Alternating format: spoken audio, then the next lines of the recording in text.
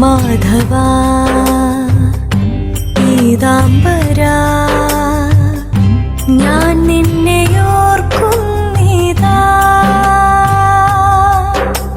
ഹേ മാധവ മധുമാസ ചന്ദ്ര നോവും ഹൃദയം അറിയുന്നില്ലേ. വേനൽ കനവിൽ പെയ്യുന്നില്ലേ. ഹേ മാധവ മധുമാസ ചന്ദ്ര നോവും ഹൃദയം അറിയുന്നില്ലേ.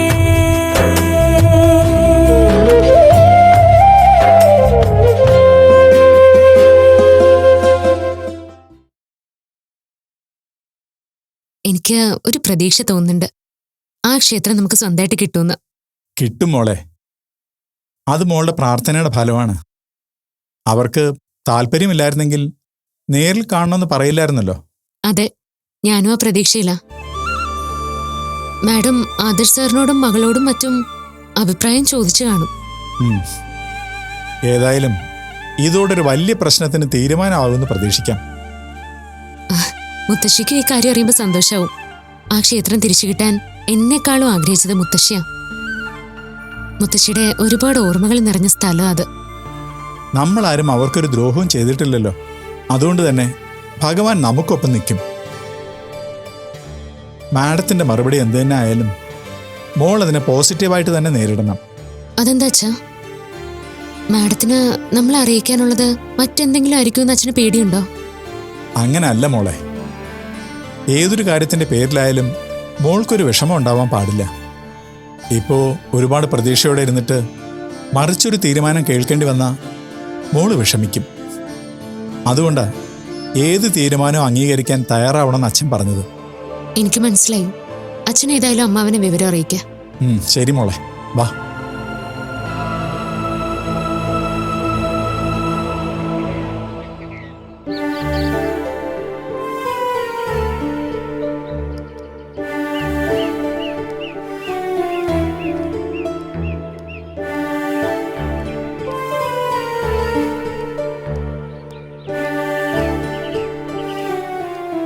Excuse me.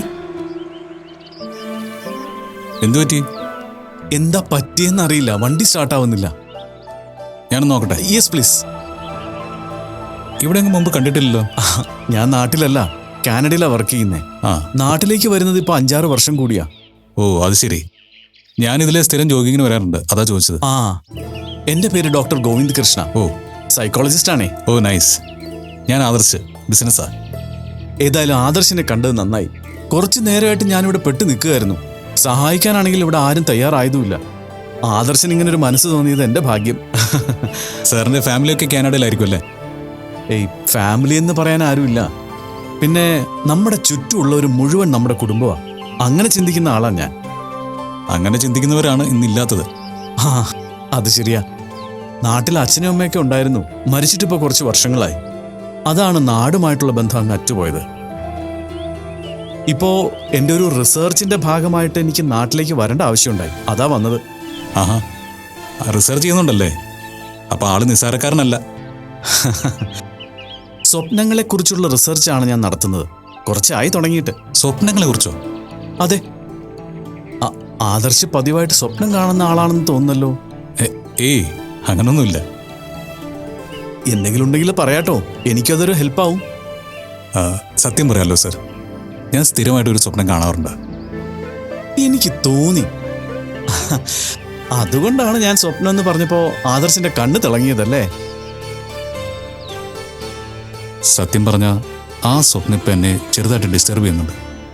അതെന്താ അങ്ങനെ ഒരു സ്വപ്നം? അത് പിന്നെ സർ, ആദർശിന് മടിയാണെങ്കിൽ ഞാൻ പറയാം. ആദർശ് സ്വപ്നം കാണുന്നത് ഒരു പെൺകുട്ടിയല്ലേ? അതെ. അതെങ്ങനെ മനസ്സിലായി? ആദർശിന്റെ മുഖത്ത് അത് എഴുതി വെച്ചിട്ടുണ്ട്. ആട്ടെ, എന്താ സ്വപ്നം? എനിക്ക് പരിചയമുള്ളൊരു പെൺകുട്ടിയാണ്. പക്ഷേ എനിക്ക് പ്രത്യേകിച്ചൊരു അടുപ്പമൊന്നുമില്ല. പക്ഷേ ഞാൻ ആ കുട്ടിയോട് സ്ഥിരമായിട്ട് സ്വപ്നത്തിൽ സംസാരിക്കുന്നു, പ്രപ്പോസ് ചെയ്യുന്നു. എന്താണ് ഇതിൻ്റെയൊക്കെ അർത്ഥമൊന്നും മനസ്സിലാവുന്നില്ല. ഇതിലിത്ര അറിയാൻ എന്തിരിക്കുന്നു? ആദർശ് ആ പെൺകുട്ടിയെ പ്രണയിക്കുന്നു. ഏയ്, നോ, ഒരിക്കലുമില്ല. അങ്ങനെ ഒരു കണ്ണില് ഞാൻ ആ പെൺകുട്ടിയെ കണ്ടിട്ടില്ല. ഞാൻ പറഞ്ഞതാണ് സത്യം. ആദർശിന്റെ മനസ്സിൽ ആ പെൺകുട്ടിയോട് അഗാധമായ പ്രണയമുണ്ട്. പക്ഷേ ആദർശിന്റെ ബോധ മനസ്സ് അത് അംഗീകരിക്കാൻ തയ്യാറല്ല എന്ന് മാത്രം. അങ്ങനൊരു പ്രണയം ഉണ്ടെങ്കിൽ ഞാൻ എന്തിനാ അംഗീകരിക്കാതിരിക്കുന്നത്? അത് നല്ലൊരു കുട്ടിയാണ്. നല്ല സ്വഭാവവും ഈശ്വരഭക്തിയും കാഴ്ചയിൽ സുന്ദരിയുമായൊരു കുട്ടി. പിന്നെ എൻ്റെ മനസ്സെന്തിനാ സമ്മതിക്കാതിരിക്കുന്നത്? ആ കുട്ടിയോടുള്ള ആദർശിന്റെ സ്നേഹം സ്വന്തം നാവ് കൊണ്ട് തന്നെ പറഞ്ഞു കഴിഞ്ഞില്ലേ, ആദർശ് ആഗ്രഹിക്കുന്ന എല്ലാ ഗുണങ്ങളും ഉള്ള ഒരു പെൺകുട്ടിയാണെന്ന്. ആദർശിന്റെ മനസ്സ് ആ പെൺകുട്ടിയെ പ്രണയിക്കുന്നുണ്ട്. ഒന്ന് ശാന്തമായിട്ട് ആലോചിച്ചാ സ്വയമേ അത് ബോധ്യമാവും. ഞാൻ വണ്ടി ഒന്ന് ചെക്ക് ചെയ്യട്ടെ.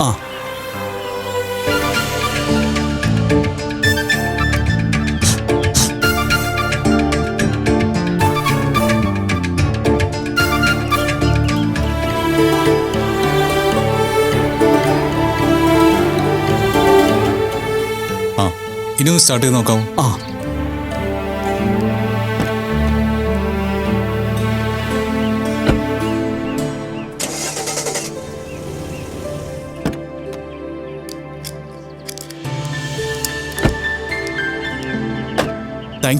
Thank you Adarsh.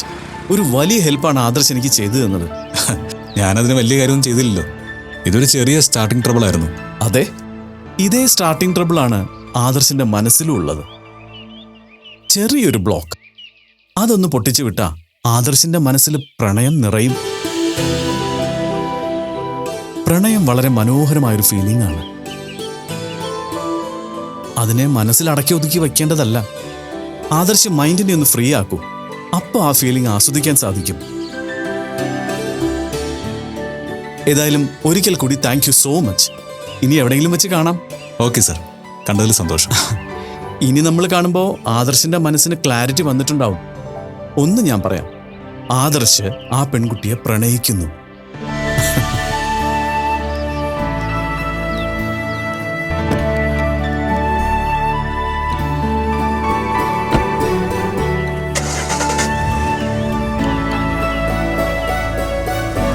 Bye sir. By.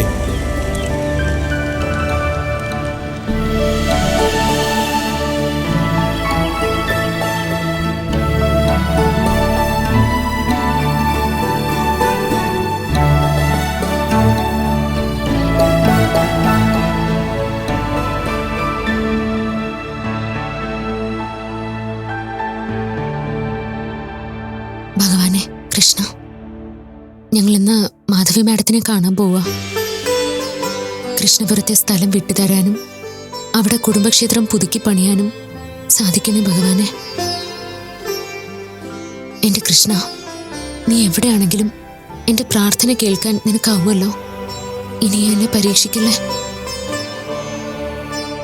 എന്റെ സങ്കടങ്ങൾ ഞാൻ നിന്നോടല്ലാതെ ആരോട് പറയും? എല്ലാം അറിയുന്ന ആളല്ലേ ഭഗവാൻ. എല്ലാം നല്ല രീതിയിൽ നടത്തി തരണേ. കാത്തോണേ ഭഗവാനെ.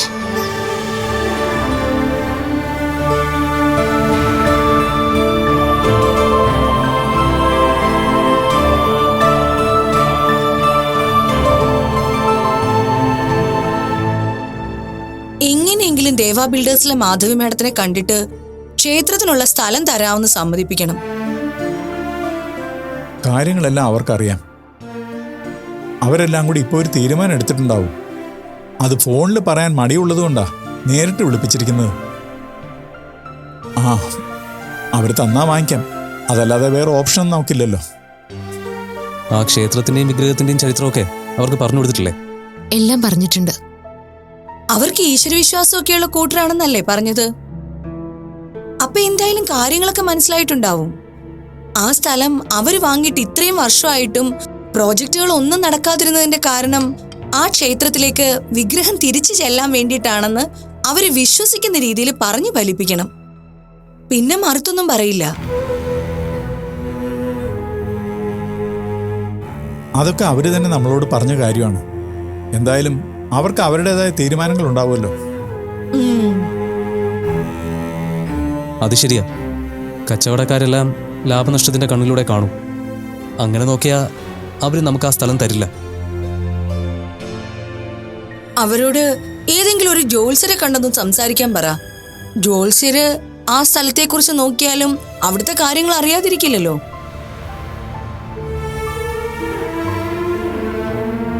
പൂജ മുടങ്ങിയപ്പോ മരണങ്ങൾ സംഭവിക്കുകയും ഒരു വലിയ തറവാട് തന്നെ ഇല്ലാതാവുകയും ചെയ്ത ചരിത്രമുള്ളതല്ലേ?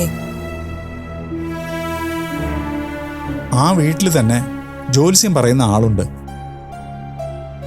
അവരന്ന് നോക്കിയിട്ട് മീരമ്മളുടെ വിഗ്രഹത്തിന്റെ കാര്യം പറഞ്ഞത് ഓർമ്മയില്ലേ? ഒരു കണക്കിന് പറഞ്ഞ അവര് പറഞ്ഞതും സത്യമായിരുന്നു. വിഗ്രഹം മീരയ്ക്ക് പഴയ രീതിയിൽ തിരിച്ചു കിട്ടില്ലെന്നല്ലേ അന്ന് അവര് പറഞ്ഞത്. ഇതിപ്പോ കിട്ടിയാലും പഴയ പോലെ ഇവിടെ വെച്ച് പൂജ ചെയ്യാനൊന്നും പറ്റില്ലല്ലോ. വിഗ്രഹം ക്ഷേത്രത്തിൽ കൊണ്ടുപോയി വെക്കണ്ടേ? അങ്ങനെ ആയാലും സാരമില്ല, വിഗ്രഹം ഒന്ന് തിരിച്ചു കിട്ടിയാൽ മതി. വിഗ്രഹം എന്നേക്കായിട്ട് നമ്മുടെ കയ്യിൽ നിന്ന് നഷ്ടപ്പെട്ടു പോകുന്നതിനേക്കാളും എത്രയോ ഭേദ ക്ഷേത്രത്തിൽ വെച്ചാണെങ്കിലും ഭഗവാനെ കാണാനും പ്രാർത്ഥിക്കാനും പറ്റുന്നത്. അതെ, മീര പറഞ്ഞത് ശരിയാ. വിഗ്രഹം തിരിച്ചു കിട്ടുക എന്നതാണ് പ്രധാനം. ബാക്കിയെല്ലാം അത് കഴിഞ്ഞുള്ള കാര്യമാണ്. കുടുംബക്ഷേത്രം തിരികെ വന്ന കുടുംബത്തിലെ എല്ലാവർക്കും അതിന്റെ ഐശ്വര്യം ഉണ്ടാവും. അതുകൊണ്ട് ചെമ്പകശ്ശേരി കുടുംബത്തിലെ എല്ലാവരും ഒരേ മനസ്സോടെ ഇതിനുവേണ്ടി ഇറങ്ങിത്തിരിക്കണം. അതിനുവേണ്ടിയുള്ള ശ്രമങ്ങളൊക്കെ ഒരു ഭാഗത്ത് നടക്കുന്നുണ്ട്. ശ്രമങ്ങളുണ്ടായ അതിന് ഫലവും ഉണ്ടാവും. എന്തായാലും ഇന്ന് മാധവ മേഡത്തോട് സംസാരിക്കുമ്പോൾ അറിയാം മുമ്പോട്ടുള്ള കാര്യങ്ങൾ എങ്ങനെയാണെന്ന്. എല്ലാം ശരിയാവുമെന്ന് പ്രതീക്ഷിക്കാം. അഴിയേട്ടനും മീരയും ധൈര്യമായിട്ട് പോയി സംസാരിച്ചിട്ട് വാ. നമ്മുടെ ആഗ്രഹങ്ങളെല്ലാം നടക്കാൻ ഞാൻ ഇവിടെ ഇരുന്ന് പ്രാർത്ഥിക്കാം. എല്ലാവരുടെയും പ്രാർത്ഥന ഭഗവാൻ കേൾക്കാതിരിക്കില്ല. അതെ, നമുക്ക് അങ്ങനെ തന്നെ വിശ്വസിക്കാം. കഴിച്ചു കഴിഞ്ഞ ഉടനെ ഞാനും മീര ഇറങ്ങുക. മനോജിനെ കൂടെ വിളിച്ചിട്ട് വേണം മാധവ മേഡത്തെ കാണാൻ പോവാൻ. ശരി മോളെ, വേഗം റെഡിയാവുക.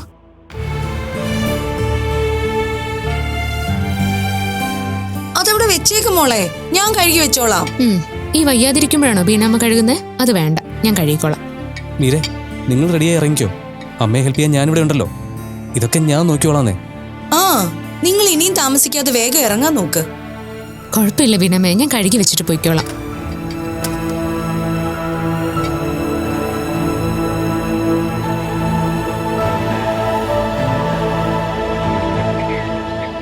നിങ്ങൾ സംസാരിച്ച വിഷയത്തെക്കുറിച്ച് ഞാൻ ആദർശിനോടും അഭിയോടും സംസാരിച്ചു. ബിസിനസ് കാര്യങ്ങളൊക്കെ ഇപ്പോൾ നോക്കി നടത്തുന്നത് ആദർശാണ്. അതുകൊണ്ടാ നിങ്ങൾ പരസ്പരം സംസാരിച്ചോട്ടെ എന്ന് കരുതി വരാൻ പറഞ്ഞത്. ബുദ്ധിമുട്ടായില്ലല്ലോ അല്ലേ? ഹേയ്, എന്ത് ബുദ്ധിമുട്ട്? എന്തായാലും ആവശ്യക്കാർ ഞങ്ങളാണല്ലോ. അമ്മ കാര്യങ്ങളെല്ലാം വിശദമായിട്ട് തന്നെ പറഞ്ഞു. എനിക്ക് നിങ്ങളുടെ മാനസികാവസ്ഥയെ മനസ്സിലായി. ഞങ്ങളെ സഹായിക്കണം സർ. അതെ, കുടുംബത്തിലെ സകലരുടെയും പ്രതീക്ഷ താങ്കളുടെ മറുപടിയില്ല. അയ്യോ, അങ്ങനെയൊക്കെ പറയരുത്. ഇതൊരിക്കലും എൻ്റെ മാത്രം തീരുമാനമല്ല. എന്തായാലും കാര്യം പറ ആദർശേ. അതെ, അവർക്കും ടെൻഷൻ ഉണ്ടാവും. പറയാം. അതൊരു വലിയ പ്രോപ്പർട്ടിയാ. സത്യം പറഞ്ഞാൽ എൻ്റെ അച്ഛൻ സ്വപ്നം കണ്ട് വാങ്ങിയൊരു പ്രോപ്പർട്ടി.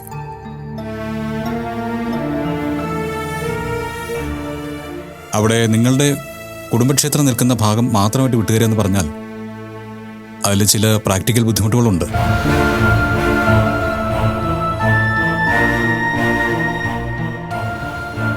അല്ല, അപ്പോൾ നമ്മുടെ ആവശ്യം നടക്കില്ലെന്നാണോ പറയുന്നത്? അയ്യോ, അങ്ങനെയല്ല. ഞാൻ പറഞ്ഞല്ലോ, നിങ്ങളുടെ മാനസികാവസ്ഥ എനിക്ക് മനസ്സിലാവും. ഈശ്വര കാര്യങ്ങളിൽ മറ്റെന്തിനേക്കാളും പ്രാധാന്യം കൊടുക്കുന്ന വീടാണ് ഞങ്ങളുടേത്. അത് മീരയ്ക്ക് നേരിട്ട് അറിയാവുന്നതുമാണ്. അതെനിക്കറിയാം. ആ ഒരു ധൈര്യത്തിലാ ഇങ്ങനൊരു ആവശ്യമായിട്ട് ഞാനും അച്ഛനും അന്നിങ്ങോട്ട് വന്നത് തന്നെ. അതെ, സത്യത്തിൽ താങ്കൾ എന്താ ഉദ്ദേശിക്കുന്നതെന്ന് ഞങ്ങൾക്ക് മനസ്സിലായില്ല. അത് എന്താണെങ്കിലും മടിക്കാതെ തുറന്നു പറഞ്ഞോളൂ സാർ. അതാണ് ഞാൻ പറഞ്ഞു വന്നത്. ബേസിക്കലി ഞാനൊരു ബിസിനസ്സുകാരനാണ്. ആ സ്ഥലം മാത്രമായിട്ട് മറ്റൊരാൾക്ക് കൊടുത്താൽ അതിനെ ചുറ്റിപ്പറ്റി കിടക്കുന്ന ഏക്കർ കണക്കിന് സ്ഥലം വെറുതെയാവും. അത് വലിയൊരു നഷ്ടമാണ്. എന്ന് കരുതി നിങ്ങളുടെ ഒരു ന്യായമായ ആവശ്യത്തെ തടയുന്നത് ശരിയല്ല. അതെ, നിങ്ങൾ പറഞ്ഞ ക്ഷേത്രം പുനഃപ്രതിഷ്ഠ നടത്തുന്നതിലോ പൂജ നടത്തുന്നതിലോ ഞങ്ങൾക്ക് യാതൊരു എതിർപ്പുമില്ല. പക്ഷേ അതൊരു ട്രസ്റ്റായിട്ട് വേണമെന്ന് മാത്രം. ട്രസ്റ്റോ? അതെ, ഞങ്ങളും നിങ്ങളും ചേരുന്ന ഒരു ട്രസ്റ്റ് ആയിരിക്കും ആ ക്ഷേത്രത്തിന്റെ അവകാശികൾ. അങ്ങനെ വരുമ്പോൾ ആ സ്ഥലത്തിനൊരു വില തരേണ്ട ആവശ്യം ഉണ്ടാവുന്നില്ല. അല്ല, അത് ശരിയാവില്ല. കാരണവന്മാരായി പൂജിച്ച വിഗ്രഹമാണത്. കുടുംബക്കാർക്ക് മാത്രമാണ് അതിൻ്റെ അവകാശവും പ്രയോജനവും ഒക്കെ കിട്ടേണ്ടത്. അപ്പോൾ പിന്നെ ട്രസ്റ്റ് ആവുമ്പോൾ അതെങ്ങനെ ശരിയാവും? അങ്ങനെ കരുതേണ്ടതുണ്ടോ? ഭഗവാൻ എല്ലാവരുടേതുമാണ്. അവിടെ ഒരു കുടുംബത്തിന് മാത്രമായി പ്രാധാന്യം കൊടുക്കേണ്ടതുണ്ടോ?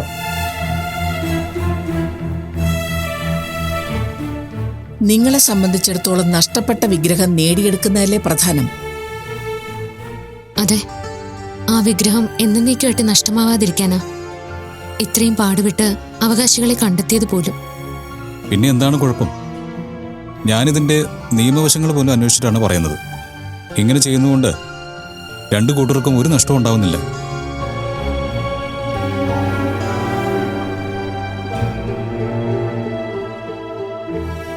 ഈ കാര്യത്തിൽ ഒരു തീരുമാനം പറയേണ്ടത് മനോജും അമ്മയുമാണ്. മനോജ് എന്തു പറയുന്നു?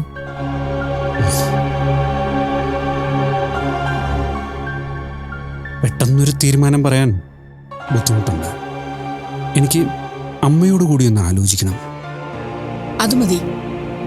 ആലോചിച്ചിട്ട് നിങ്ങളുടെ തീരുമാനം അറിയിച്ചാൽ മതി, അല്ലേ ചേച്ചി? അതെ, ഇത് എനിക്കൊരു നല്ല അഭിപ്രായമായിട്ടാ തോന്നുന്നത്. ഭഗവാന്റെ കാര്യത്തിൽ ഇരു കൂട്ടർക്കും സ്വാർത്ഥതയുടെ ആവശ്യമില്ലല്ലോ. ഉടമകളായവർക്ക് മാത്രമായി അനുഗ്രഹം നൽകുന്ന ഒരു ക്ഷേത്രവും ഭഗവാനും ഇല്ല. അത് ഞാൻ അങ്ങനെയല്ല ഉദ്ദേശിച്ചത്. ഓരോ ക്ഷേത്രത്തിനും അവിടുത്തെ പ്രതിഷ്ഠയ്ക്കും അതിൻ്റേതായിട്ടുള്ള നിഷ്ഠകളും രീതികളും ഒക്കെ ഉണ്ട്. പിന്നെ ഒരു കുടുംബക്ഷേത്രത്തിൻ്റെ കാര്യം കൂടി ആവുമ്പോൾ മനസ്സിലായി. മീരയ്ക്ക് ആ വിഗ്രഹത്തോടുള്ള താല്പര്യവും സ്നേഹവും അറിയാവുന്നതുകൊണ്ട് കൂടിയാണ് ഇങ്ങനൊരു തീരുമാനം ഞങ്ങൾ എടുക്കുന്നത്. ഞങ്ങൾ കാരണം മീരയ്ക്കൊരു സങ്കടം ഉണ്ടാവരുത്. സന്തോഷം. ആ വിഗ്രഹം എൻ്റെ ജീവിതത്തിൻ്റെ തന്നെ ഭാഗമാണ്. അത് നഷ്ടാവുക എന്നത് സഹിക്കാനാവാത്ത കാര്യം തന്നെയാ. മോള് വിഷമിക്കണ്ട. മോൾക്ക് വിധിച്ചതൊന്നും മോൾക്ക് നഷ്ടമാവില്ല. ഞങ്ങളുടെ അവസ്ഥ മനസ്സിലാക്കിയതിൽ ഞങ്ങൾക്ക് ഒരുപാട് സന്തോഷമുണ്ട്. എന്തായാലും അമ്മയുടെ അഭിപ്രായം കൂടെ അറിഞ്ഞ ശേഷം ഒരു തീരുമാനം അറിയിക്കാം. അതെ, നിങ്ങൾക്കൊരു നഷ്ടവും ഉണ്ടാകാത്ത രീതിയിൽ നമുക്ക് കാര്യങ്ങൾ ചെയ്യാം. ഞങ്ങളുടെ സാഹചര്യം മനസ്സിലാക്കി നിങ്ങൾ പറഞ്ഞ അഭിപ്രായത്തെ ഞങ്ങൾ ബഹുമാനിക്കുന്നു. ആലോചിച്ചൊരു തീരുമാനം എടുക്കുക. മോളെ, മനുഷ്യൻ എന്തൊക്കെ തീരുമാനിച്ചാലും അവസാന തീരുമാനം ആ സർവശക്തന്റേതാണ്. അതുപോലെ മാത്രമേ നടക്കൂ. എല്ലാം ഭംഗിയായി വരാൻ ഞാനും പ്രാർത്ഥിക്കാം.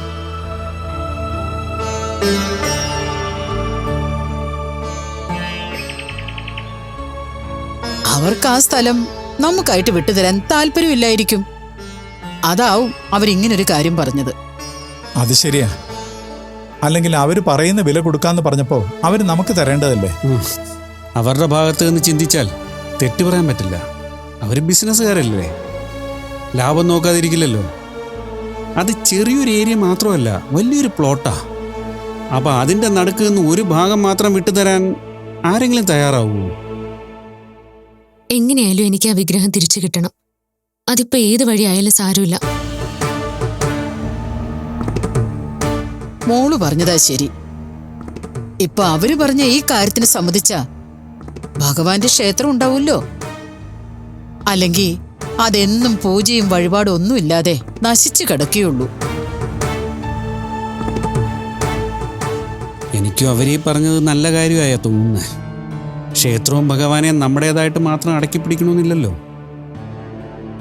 ശരിയാ, ഇപ്പൊ അനാഥമായിട്ട് കോടതിയില വിഗ്രഹം. അത് പാടില്ല. അത് തിരികെ വേണം. പൂജയും നടത്തണം.